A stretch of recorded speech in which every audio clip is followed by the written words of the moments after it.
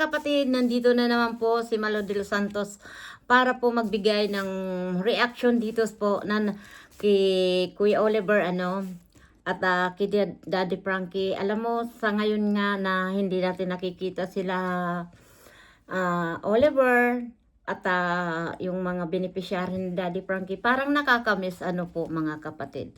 At ito nga at pinanonood ko, binabalik-balikan ko po yung mga vlog ni Daddy Frankie at ni Boss Tax. Kaya pakinggan po natin yung mga sinasabi dito dahil 16, 17, 18, 19 kulang pa ng 1,000 kulang na 1,000 kasi sinusubukan ni Daddy Frankie si Oliver kung talagang magaling na, dahil siya ngayon nangihingi ng pera nga kay Daddy Frankie at pambili-bili daw niya nga ng pagkain, yung chichirya. Ay sinubukan ni Daddy Frankie ipabilang yung pera hawak ni Daddy Frankie. Nabilang niya hanggang 20, tapos binalik ulit ni Daddy Frankie. Nakabilang siya ng 19,000, pero sabi niya kulang ng 1,000. Yan parang sinusubukan talaga siya ni Daddy Frankie at nangihingi nga po ng pera si Oliver kay Daddy Frankie para daw pambili-bili niyang at itinatanong yung pera niya na ang sabi niya 1,000,000 1,000,000 na abonong-abono pa, kulang pa yung dahil yung time na yon ay nagkakahalaga pa lang ng 175,000 at sinasabi nga ni Daddy Frankie, yung bahay mo, yung pera mo, yun ay nakalaan sa bahay mo. Kaya nga ngayon ay nakakatuwa nga na ganun na kaagad kabilis na gumaling si Oliver, pero talagang mayroon pang hindi pa talaga siya ganung kagalingan At ito nga pagpatuloy natin yung pakikipag-usap ni Daddy Frankie dito kay Kuya Oliver. yung binigay mo sa akin ito kala ka sa 10 piso Ha? 10 piso po. Yung binigay ko sa'yo, kukuha ka. Kinuha. Marami kang pera sa akin. Wala naman ako. Marami, kaya lang itinatago ko pa. Bibili sana ako ng makakain ng kami. Pili ka. Alin ang kukunin mo? Yung sa piso lang. Pili ka kung ilan ang kukunin mo dyan. Sige. Pili ka lang, hindi lahat. Wala na itong buhay ko. Huwag mong kunin lahat. Nakakatuwa talaga si Daddy Wala Frankie. tayong pang budget dito pag kinuha mo lahat yan. Ito na lang yung kukunin ko. Magkano yan? 100. Oo. Sabi mo 10 piso. Pag nagkapera ko yung kinuha mo sa akin. Ay, nakatago yun. Ang kulit na rin ni Kuya Oliver, 1 milyon? Yun? Tulong 1,000,000, abonado ako yan. Talaga ng si Bandam. Kaya nga. 10 piso lang wala akong kahit na pangbili ng makakain ng mga chichirya. Yung pagkain lang dito, bibigyan ko kayo, walang problema. Pero yung pera mong itinago dito, 175,000. Ang dami naman. Oo nga. Ang dami-dami naman. Alam niyo po mga kapatid, sa totoo lang, nakakamiss na ngayon talaga sila. Yung mga beneficiary talaga natutulungan ni Daddy Frankie. Na ito nga, si Kuya GJ, tinanong nga si Atancheng, bakit mahal mo na ngayon si Oliver? Mahal mo na ba ngayon si Oliver? Sabi niya gano'n ni Kuya JJ. May mga bagay talaga akong natutuwa dito sa magkakapatid na ito, na parang noon kasi hindi natin akalain na gagaling pa si Oliver na ganyan, na nakakausap na ng maayos ni Daddy Frankie kahit may mga sablay pa, dahil hindi pa ganoon galing ang isip ni Oliver. Kaya alam nyo po, sa totoo lang po mga kapatid, nakakamiss talaga ang mga bagay na natutulungan talaga ni Daddy Frankie na beneficiary. Ngayon nga nakakalungkot na yun, hindi na nga pwede doon sa shelter ni Daddy Frankie. Papaano na nga, bakit maraming tumatanong bakit kailangan pang pagbawalan, di ba? hindi naman po na aabuso ang mga beneficiary na iyon nga nakikita naman natin po dito kay Daddy Frankie na bago bitawan talagang magaling na at talagang sinusure niya na may maintenance po yung kanyang mga beneficiary dahil isang lang daw po na hindi makainom babalik at babalikan, totoo yun po. Tsaka lalong lumalala pag kahit mag high blood ka or diabetic ka, kung hindi ka nakakainom, lalo po yan tumataas at maha-high blood ka. Ganun po dito sa may mga sakit ng depresyon. Kailangan yan tuloy-tuloy lang po ang pag-inom na nila ng gamot. Hanggang sa unti-unti naman yan po binabawasan. Kung alimbawa, nagbigay tayo ng 3 beses isang araw, iyan po ay unti-unti yan binabawasan hanggang po sa paisa-isa na lang po. Dahil ganun po dito yung ginagawa ko mo. At saka pag hindi nakakatulog, talagang binibigyan sila ng pampatulog. Kaya kailangan po, nasa pangaalaga yan po ng yung masusubaybayan mo. Pero wala tayong magagawa dahil yun po ang kagustuhan ng gobyerno natin na kailangan wag iuwi sa bahay. Kaya naiisip ko po yung kagaya na lang nun yung na-scout nila Daddy Frankie, yung nakita sa daan na nakahubad. Ang nagawa na lang ni Daddy Frankie, ipakainin at binihisan. At kung yun po ay iuuwi sa shelter, napakaganda sana po dahil madaling mapagamot or madali talaga silang aalagaan dahil nandiyan po ang team ni Daddy Frankie na talaga naman pong napakaganda po yung kanilang pag-aalaga, no? Kagaya na po kila Boss GB, Boss Tax, KJ27, di ba?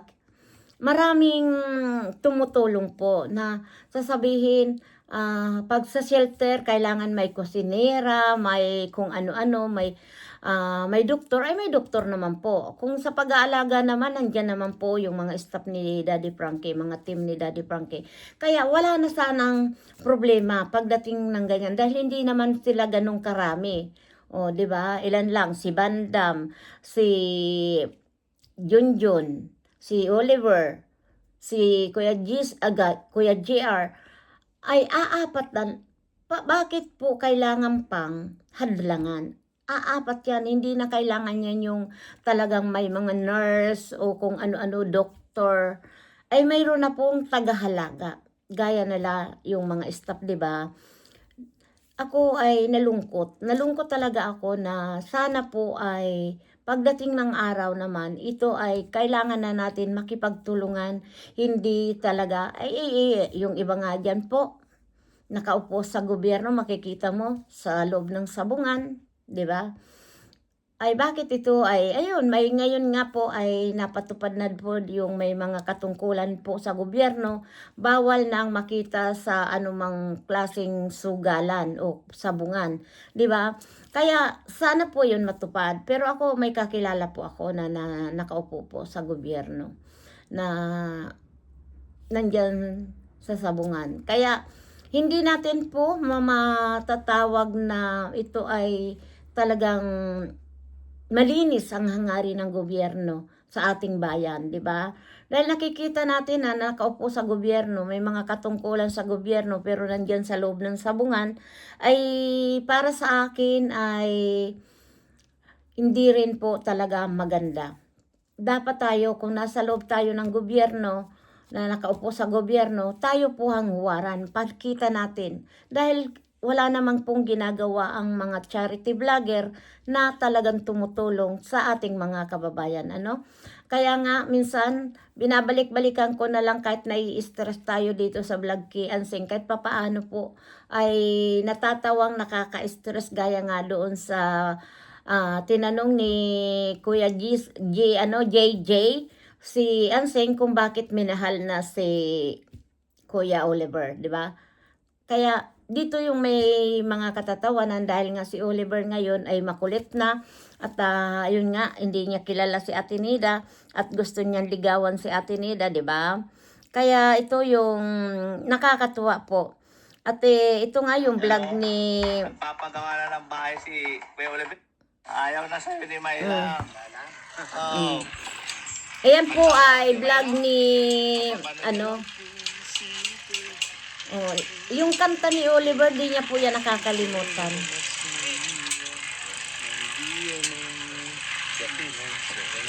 Di ba po?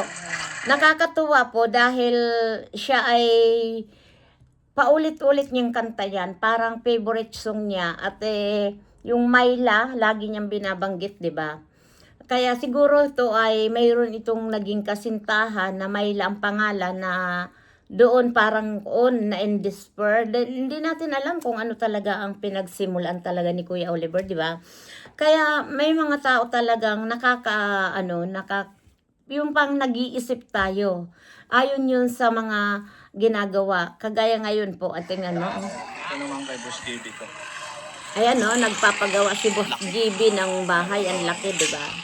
Tapos yung parking area niya, laki din. Iyan po si Boss Tak. Suportahan po natin. At sana lagi natin susuportahan. Kasi hindi ka man pwede kay Nanay Anseng. Kunin yung pera mo, bili ng motor. Ano ipapagawa mo ng bahay mo? Paano ka papagawa ni Daddy Frankie ng bahay? Wala nang pera kung pinabili mo ng motor. Ano? Magbibigay pa siya ng palitada. Ayan mga kapatid ay panoorin nyo na lang yan kay Boss Tax dahil may upload po yan ni Boss Tax na lang ako, nadaanan ko lang po abang ako ay nag-scroll ay nadaanan ko po at pinanood ko nga. Dahil pag kay Oliver po talaga, interesado ako na mapanood dahil nakita naman natin po yung kung paano po siya yung unang-unan paano natin siya napanood. Kaya interesado tayo dahil sa pagsisikap ni Daddy Frankie at yung kanyang team talagang unti-unti na pong gumagaling si Oliver. Sa ngayon, ang tingin ko 50-50 or 60% pa lang po dahil may mga sablay talaga si Oliver. Lalo na po kung makasama pa si Anseng. Ay, nako po, giatay mga Ayan ang iniisip ko talaga mga kapatid. Kung si Ansing po ang mag-aalaga at nakasama, nako, Diyos ko po, mai-stress ka talaga. Kaya mas maganda na po kung kay Kuya JJ muna at medyo kaya lang si Kuya JJ din naman ay great yon yung iniinom Gatorade ba yun? At baka din doon maging lasinggo din si Kuya Oliver. Sana wag naman. Ito nga ay nakakalungkot dahil kung kiansing baka lalong lumala ang sakit ni Kuya Oliver dahil may stress dahil wala nang bukang bibig yung motor. Pero hindi naman yan ibibigay ni Daddy Frankie motor na yan talaga, promise. At mas uunahin po talaga yung kalagayan ni Kuya Oliver na sana nga mapagawaan na ng bahay.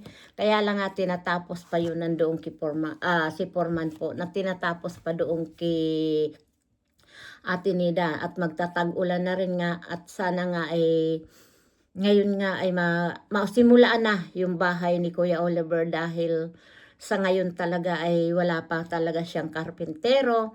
Ang naiisip na lang namin po dito yung kalagayan talaga ni Kuya Oliver na kung saan sila dadalhin o kung iuwi siya kay Nanay Anseng, sure natin na baka yan dalawa na yan mag-aaway lang dahil si Kuya Oliver kung nagugutom, kung wala naman maibigay. Pero dito sa sana, 4 naman pa silang magkakapatid, sana bawat isang pamilya, kung anong kinakain nila, yun din ibigay nila kay Kuya Oliver. Kasi naman po niyan yung mabawasan mo sila ng pagkain na kaintong gulay or isda. Hindi naman siguro masilan si Kuya Oliver, no? Kaya nakakalungkot po kung hindi talaga po nila magabayan ang kapatid nila na wag na rin pong iasa kay Daddy Frankie dahil talaga Sa bagay si Daddy Frankie naman ay talagang mabait, lalong-lalo na sa kanyang mga beneficiary na mga tinutulungan niya na talagang ipinano niya. Sabi, di ba, narinig naman natin, kung ibinablog ka, ibibigay ni Daddy Frankie. Dahil yun ay karapatan nila, di ba? Yun lang ang mas maganda talaga kay Daddy Frankie. Dahil yung mga sponsor naman, talagang ibinibigay ni Daddy Frankie na, alimbawa sinabi ng ganito, talagang ibibigay yan ni Daddy Frankie. Kaya, saludo tayo kay Daddy Frankie na talagang transparent, 'di ba? Kagaya ng mga charity vlogger na talagang transparent sila, 'di ba? Na dito sa mga binanggit ko nga na favorite kong pinanonood, Kiruel of Malalag, Pugong Biyahero, Tikram, Vince TV, 'di ba po? Marcos TV, Mr. Bentiboy. Diyan po yung nakikita ko talagang totoo ang kanilang pagbablog o pagiging charity vlogger, ano. Dahil si Daddy Frankie naman laging number 1, di ba? Kaya congratulations Daddy Frankie dahil lagi ka talagang number 1. Talagang ang mga upload mo, hindi ka mabuboring, yung bang masaya, parang linalaro niya lang kahit napapagod na po si Daddy Frankie, ay masigla pa rin, masaya pa rin, marunong siya na magdala sa kanyang mga tinutulungan. Ano po? Kaya mga kapatid, hanggang dito na lang, suportahan natin si Daddy Frankie, Aling Rochelle, at sa mga team ni Daddy Frankie, at sa reactor ni Daddy Frankie, please support po. At ang mga viewers naman ni Daddy Frankie, at viewers ni Mama Lop, iisa lang yan. Ano? Maraming salamat at wala po akong ibang sasabihin lagi sa inyong mga kapatid, mga viewers na patuloy na nagmamahal sa amin. Kung wala kayo, wala naman kami dito. Kaya ang masasabi ko po, thank you so much sa inyong lahat. We love you so much. God bless you. Pagpalain po kayo ng may kapal. Bye-bye. We love you so much. Bye-bye po.